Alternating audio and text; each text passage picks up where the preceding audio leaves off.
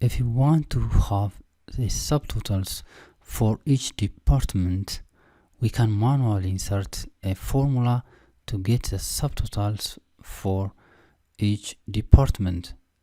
However, we have a dynamic tool to get the subtotals automatically.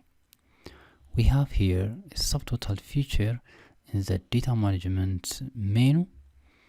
We must sort the data ahead of time if we expect the coherent results.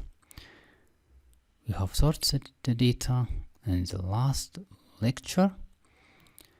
Here, let's select the department. That means whenever the department changes, the subtotal will be also changed, and we can select the function sum or others parameters, and here we can select the year and the salary and click OK and see the result.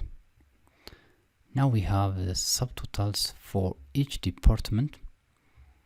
We can go one step shorter to see only the department, and here we have a condensed data. If you want to copy this data to new sheets, you can go to home, select, go to home and go to special and select visible cells only. Now we can go and paste. First copy the data, we didn't copy it, and go back and paste.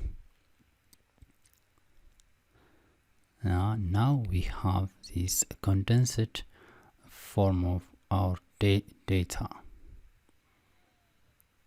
So it's great. We